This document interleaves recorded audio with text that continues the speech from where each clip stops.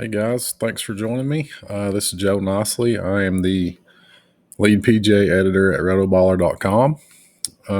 Just wanted to do this lineup review for you. I was fortunate enough to take down the 35K Drive the Green tournament for the Travelers.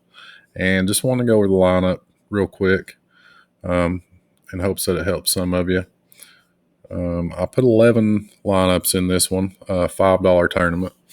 I'm not a MME guy. I don't max out tournaments. Kind of lean more towards the single entry style. But what I will do is branch out from my core and, sometimes throw 10, 20 lineups in a $5 tournament like this one. It's what I did for the Travelers. I think I ended up with 11 in here. And this was actually one of the last 3 or 4 lineups that I built.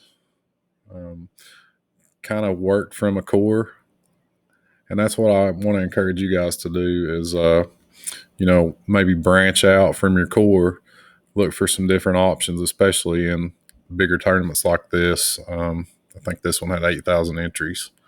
Start at the top with Joel Damon. He's only 6.3% owned. He's a guy that I've been riding pretty heavily ever since the PGA Tour returned from the break. Just playing really consistent. He caught my eye because of his ability score on par fours, and I had rostered him the 2 previous weeks, and he played well. So I went back to him here. I expected his ownership to be a little bit higher than that. He was a pivot for me in that Brian Harmon range. I had Brian Harmon in a lot of lineups. Also had Neiman in a lot of lineups. Neiman was 7,900. Harmon, I think, was 76. So Damon at 7,700 was a pivot from those guys. Just kind of want to get a little bit more exposure to some other players in that range. And ended up working out really well. He played great. Had a really good Sunday. Shot 65. Bryson DeChambeau. I started almost all my lineups this week with Bryson. He was probably my most heavily owned guy across all my lineups, right there with Victor Hovland, as far as being a guy that I went to a lot this week. I really expected Bryson to win the tournament or have a really good shot to contend, so I was willing to pay up for him this week. He was 11K, and he played well. Sunday was a struggle. I got really lucky that he ended up birdieing 17 after making a horrible bogey on the par 5 and making a horrible par on the short par 4. But, yeah, he played well. Can't complain there with the T6. Hovland, like I said, he was right there with Bryson as my highest owned guy this week. He was a popular play, almost 24% owned in this tournament. And he just continues to struggle with the putter, but he's striking the ball so well that he's a guy I'm going to continue going to as long as he's in this type of form. DJ, I mixed in some lineups. I got on him later in the week. Started seeing some stuff actually at Rotoballer. Spencer and Tommy both were colleagues of mine at Rotoballer. We're both really big on DJ this week.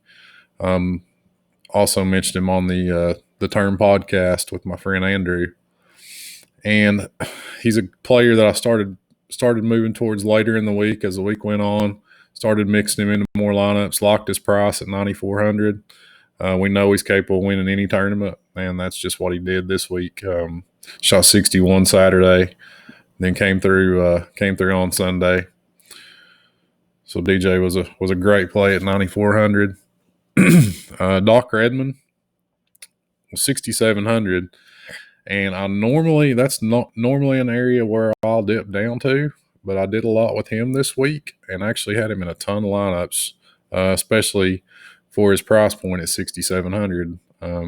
Not somewhere I normally go, especially not as heavily I did with him. I had a lot of Patrick Rogers also down there, a little bit of Tyler Duncan, but those were my 3 main sub 7K guys. So I had a lot of exposure to Redmond and he played great, came through huge on Sunday with the 63, and really he went out early Sunday, really kind of got my lineup kick started, moving up the leaderboard. So he's a great ball striker, somebody we can always consider when his price tag's reasonable. And Varner, HV3, only 2.8% owned. He's not a guy that I roster a lot, but I have had him a little tiny bit the last couple of weeks. And there again, in this lineup, it was out of 11, it was probably the 8th or 9th lineup that I made.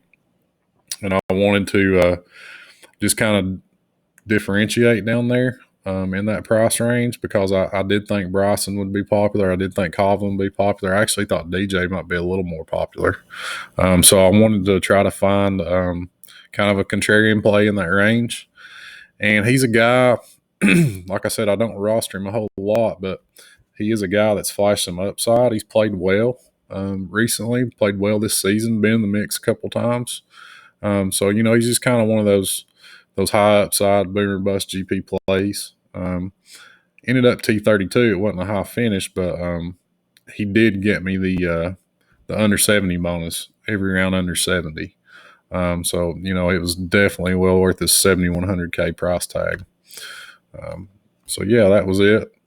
Took down the tournament, paid $10,000 the first. I was really fortunate.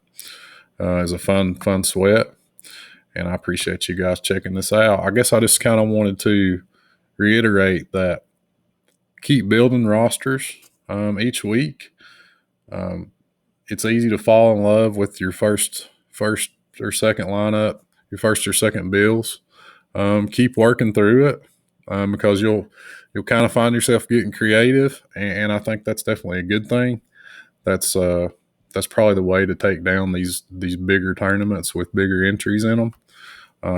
I lean more, single entry, smaller fields myself. But when you're tossing in some GPP lineups like this, you do want to kind of think outside the box. Maybe give yourself some exposure to guys that you don't have in your main lineups or that you're not investing a ton of money in, and give yourself some outs in these big fields. But I appreciate y'all checking it out, and keep visiting rotoballer.com. Listen to the Turn Fantasy Golf podcast every week, and thank you guys.